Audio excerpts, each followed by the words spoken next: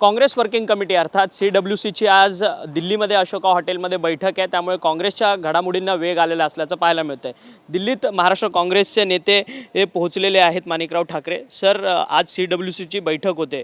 सगळ्यात मोठा विरोधी पक्ष म्हणून आता काँग्रेस उदयास आलेला आहे आणि विरोधी पक्ष नेत्याची जबाबदारी देखील आता काँग्रेसकडे जाते। आता राहुल गांधी ही जबाबदारी स्वीकारणार का? आज त्याच बैठकीकरता मी चाललेलो आहोत। 11 वाजता बैठक आहे CWCची आणि त्यामध्ये काय नेमके विषय आहेत ते त्या ठिकाणी आमच्यासमोर येईल आणि त्यावर चर्चा होईल। आता कोणी नावाच्या संदर्भामध्ये जोपर्यंत CWCमध्ये चर्चा होऊन अंतिम होत नाही तोपर्यंत नावाच्या संदर्भात बोलणं मला तर वाटते उचित नाही आहे। परंतु एकूणच आपल्या सर्वांना माहिती आहे की खारगे साहेब असतील, राहुलजी गांधी असेल, सोनियाजी गांधी असेल, प्रियंकाजी असतील यांनी संपूर्ण देश पिंजून काढला त्या निवडणुकीमध्ये। आणि राहुलजी गांधींनी जे कन्याकुमारी ते काश्मीरपर्यंत आणि संपूर्ण न्याययात्रासुद्धा त्यांनी 10,000 किलोमीटरची न्याययात्रा त्यांनी काढली मणिपूरपासून। तर हे सगळ्यांना सगळ्या गोष्टी माहिती आहेत। राहुलजी गांधींनी कशा पद्धतीनं ही परिस्थिती निर्माण केली देशामध्ये हे सुद्धा सगळ्यांना जाणीव व्हायची। परंतु त्याविषयी चर्चा होईल।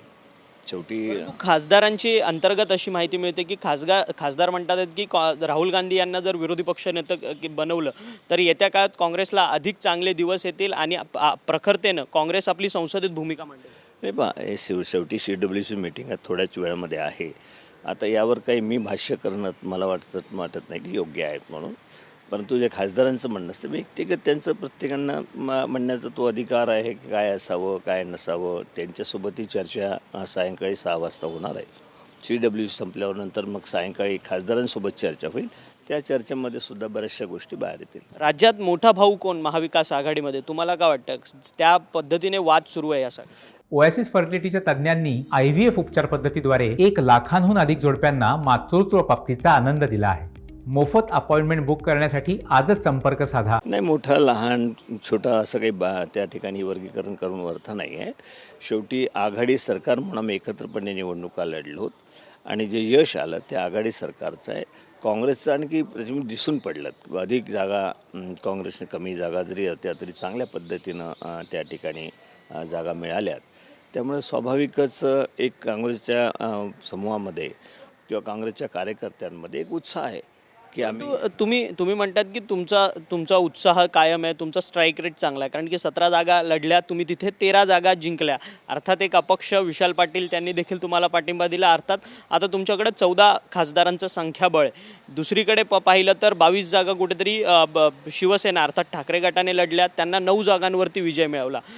ठाकरे गटाचा स्ट्राईक रेट कुठेतरी गडगडला का? आणि असं म्हणता येणार नाही। शेवटी ज्या जागा काँग्रेसकडे होत्या त्या जागा आम्ही जिंकलो हे मान्यच करावं लागेल। आणि उद्धव ठाकरेच्या जागा फार कमी मतांनी पडल्यात। तुम्ही जर काही जागा पाहिल्या तर कमी मतांनी पडल्यात।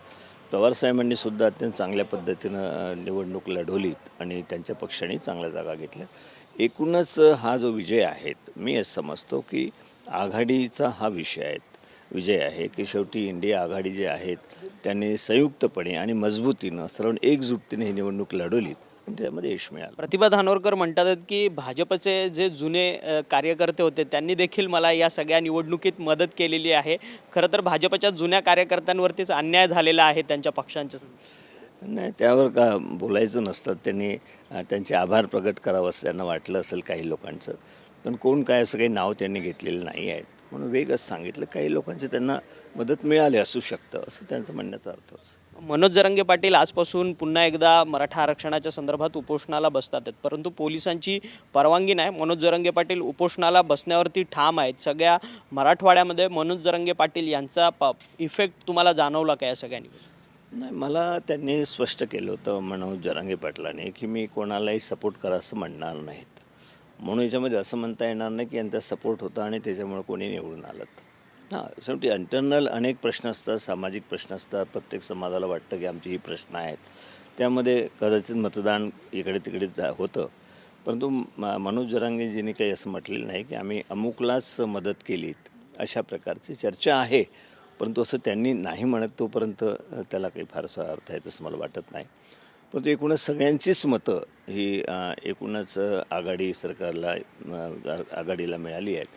त्यामुळे सर्वांचा हा विजय आहे। सर्वांनी सहकार्य केलं हे उघड आहे। तुमचे प्रदेशाध्यक्ष म्हणतात की आता आमचा पक्ष हा राज्यात मोठा भाऊ आहे. पूर्वी देखील तो मोठ्या भावाच्या भूमिकेत होता. मग विधानसभेमध्ये मोठा भाऊ हा सर्वात जास्त जागा घेणार. नाही, याच्यामध्ये मोठा छोटा काही नसतो. शेवटी आघाडी म्हणून ज्यावेळेला तुम्ही लढता त्यावेळेला एकूणच तुम्ही सर्वांना सोबत घेऊन लढता. तुमच्या प्रदेशाध्यक्षांच्या वक्तव्याशी तुम्ही सहमत नाही का? नाही, प्रदेश अध्यक्षाच्या मताशी नेहमीच सहमत असतो आम्ही, कारण काँग्रेस पक्ष एक सिस्टीममधला आहे आणि प्रदेश अध्यक्षांनी जे म्हटलेलं आहे ते प्रमाण म्हणून आम्हाला पुढे चालावं लागतं का ते यायला असं ऑल इंडिया काँग्रेस कमिटीचे अध्यक्ष. जास्त मागणीची सहमत त्यांच्याकडनं मागणी असेल तर तुमची सहमती? नाही, त्यांनी काय मागणी केलीत मला तर असं वाटत नाही की आजपासून काही मागणी ते अशा पद्धतीनं पब्लिकली काही करतील. त्यांनी चर्चा करायची तर त्या ठिकाणी एक वेगळं कमिटी आहे, त्या कमिटीसमोर कुठल्या पद्धतीनं ते मागणी करतायत, कशा पद्धतीनं जागा आपल्याकडे हे करतायत, म्हणजे हे चर्चा त्या ठिकाणी होऊ शकतं. परंतु आज कुठे काही चर्चा नसताना बाहेर नुसतं वेग टाकणं मला तरी वाटतं की ते योग्य नाही. धन्यवाद, तुम्ही आमच्याशी बातचीत केली. हे होते माणिकराव ठाकरे, जे काँग्रेसचे नेते आहेत, दिल्लीत दाखल झाले आहेत CWC अर्थात काँग्रेस वर्किंग कमिटीच्या संपूर्ण बैठकीकरता. महाविकास आघाडीमध्ये कोणताही वाद नाही, त्यांनी आपल्यासोबत बोलताना ते स्पष्ट केलेलं आहे. व्हिडिओ जर्नलिस्ट योगेश अक्षय मंगणे, TV9 मराठी, नवी दिल्ली.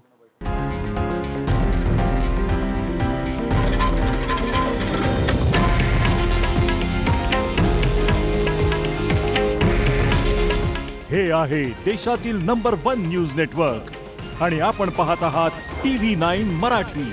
काळजी तुमची, हित महाराष्ट्राचं.